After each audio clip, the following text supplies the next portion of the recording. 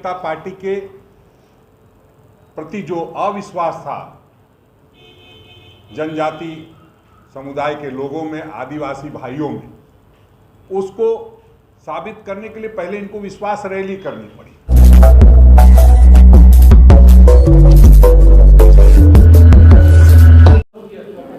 देखिए, ये समन्वय समिति की निमित्त बैठक थी और जब इसका गठन हुआ था तो हमारे प्रभारी आदरणीय अविनाश पांडे जी का स्पष्ट निर्देश था कि हर महीने के पहले सप्ताह में बैठक करके और जो क्या चल रहा है और किस एजेंडे पे हमको आगे बढ़ना है, तो एजेंडा था आज हम लोगों का सबसे पहले कि जो मांडर में चुनाव हमारी बिटिया लड़ रही है शिल्पी नेहा तिर्की, उसके लिए कैसे हम लोगों को वार रूम से लेकर के प्रखंड पंचायतों तक सबकी जिम्मेदारी लगानी है, उस पर चर्चा हुई है। सभी लोगों ने अपने महत्वपूर्ण सुझाव दिए हैं। साथ ही साथ जो हम लोगों को 9 अगस्त से कार्यक्रम करना है उस पर भी चर्चा हुई है और 11 से जो सबसे पहले 11 से 14 जून तक हम लोगों को सभी जिलों में वर्कशॉप करना है, कार्यशाला करना है, उस पर चर्चा हुई है कि किस तरह से प्रभावी तरीके से करना है ताकि जो उदयपुर में जो हम लोगों ने संकल्प शिविर में हिस्सा लिया और उदयपुर संकल्प शिविर का जो ऐलान है, जो एजेंडा है, उसको कैसे जिलों से लेकर के प्रखंड स्तर तक, बूथ स्तर तक पहुंचाया जाए, उस निमित्त कार्यशाला को सफल बनाने के लिए सारी चर्चा हुई है। हम समझते हैं कि हम लोग जो चर्चा किए हैं आने वाले समय में वो बहुत महत्व रखता है और हम लोग लगातार इस तरह बैठते रहेंगे। और ये एक बड़ी अच्छी बैठक थी कि कोऑर्डिनेशन कमेटी के लोगों ने संजीदगी से अपनी पूरी बात रखने का काम किया।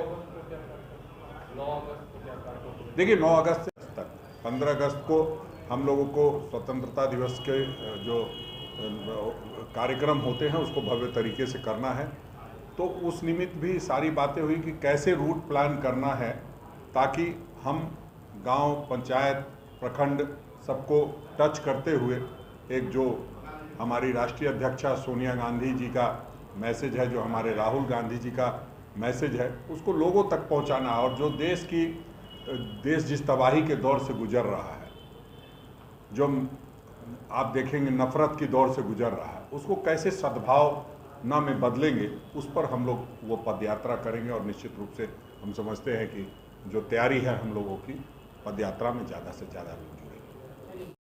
अलग अलग आप क्षेत्र में बांटेंगे, आपके सांसद कितने रहेंगे, क्योंकि आपकी जो लड़ाई है वो सामने वाला जो दल है वो सांगठनिक रूप से बहुत मजबूत है। देखिए, हम ये नहीं मानते कि वो सांगठनिक रूप से मजबूत है। अगर सांगठनिक रूप से मजबूत रहते तो जिस उम्मीदवार को इस बार उतारा है उसको 2019 में क्यों नहीं उतारा? क्योंकि उनको भरोसा था कि जो आज देव कुमार धान चुनाव लड़ रहे हैं वो पिछले वर्ष उनके कैंडिडेट थे। तो आप समझ लीजिए कि वहाँ सांगठनिक व्यवस्था उनकी पूरी तरह से ध्वस्त है।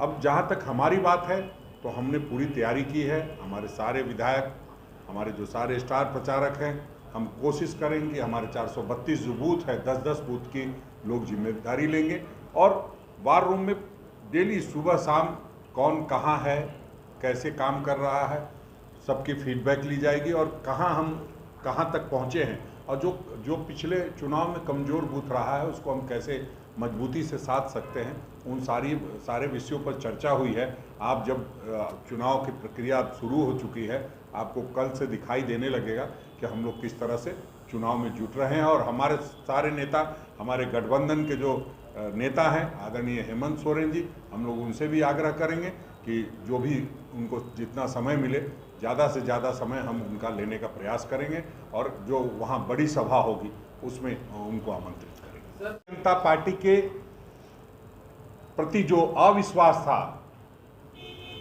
जनजाति समुदाय के लोगों में, आदिवासी भाइयों में, उसको साबित करने के लिए पहले इनको विश्वास रैली करनी पड़ी। विश्वास रैली किसके लिए? कि ये जो गंगोत्री हुजूर पर हमने विश्वास 2019 में नहीं किया था, उसके प्रति आज हम फिर से एक बार घुटना टेक के विश्वास जताने आए हैं। हमने पहले देव कुमार धान पर विश्वास जताया था, अब की देव कुमार धाम पर हम विश्वास नहीं जता रहे हैं। तो विश्वासघाती लोगों को जनता जानती है और हम समझते हैं कि जो तय कर लिया है वहाँ के लोगों ने, उसकी घबराहट में इस तरह के बयान आते रहेंगे। इस पर बहुत चर्चा और चिंता करने की जरूरत नहीं है। आप लोग चुनाव आयोग में गए थे कल, वो इलैबोरेट करते हैं। कांग्रेस बीजेपी के प्रदेश अध्यक्ष ने कहा है कि कांग्रेस के लोगों को हिंदी इंग्लिश पढ़ना नहीं आता है, अनपढ़ है, कोड ऑफ कंडक्ट को पूरा पढ़ लिए होते और तब जाते, मतलब पूरी तरह से वो सीधे सीधे समझ में सवाल। हमें तो लगता है कि घोर आपत्तिजनक बात है कि किसी को इतनी आसानी से ये लोग अनपढ़ बता देते हैं। अब वो शायद चुनाव आयोग को भी अनपढ़ बता दे, क्योंकि कल तो चुनाव आयोग ने उसका संज्ञान लिया है। डीसी से तो उसने जवाब मांगा है चुनाव आयोग ने, तो अब कल होकर के कह देंगे चुनाव आयोग को भी कुछ नहीं समझ में आता है। संवैधानिक संस्थाओं को धत्ता बताने की आदत सी पड़ गई है और संवैधानिक संस्थाओं का दुरुपयोग करने की आदत पड़ी हुई है।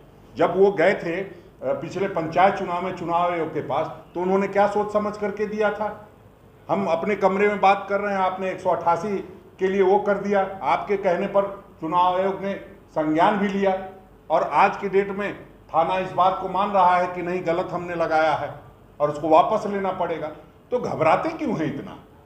हार की आहट हो चुकी है, क्योंकि उनको पता है कि जिस कैंडिडेट को हमने हार के डर से पिछले चुनाव में नहीं उतारा था, ऐसा क्या 2.5 वर्ष में कर दिया हो उन्होंने जो अब फिर से उन पर विश्वास जता दिया। इसलिए बहुत तरह की बातें आएंगी। इनका काम ही बयान देना है, फील्ड में कहीं है नहीं, बयानबाजी करके जिंदा रहना चाहते हैं। उस दिन आदिवासियों की कितनी भागीदारी रही है वो किसी से छुपा नहीं है। चुनाव आयोग के जो दिशा निर्देश होते हैं, हर चीज़ जानने से नहीं होता, हर चीज़ कानून में निहित नहीं होता है।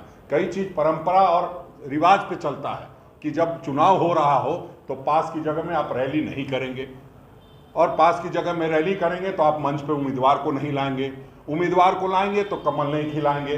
तो हमें लगता है कि इन सारी चीज़ों पर जब ध्यान देते होंगे तो उनको भी समझ में आता होगा कि हमने चुनाव आयोग के निर्देशों का नहीं तो कम से कम परंपराओं और रिवाज का उल्लंघन किया है। और उनको ये पता होना चाहिए कि उपायुक्त महोदय से ये बातें पूछी गई है कि उन्होंने किस परिस्थिति में इस तरह का कार्य होने दिया है।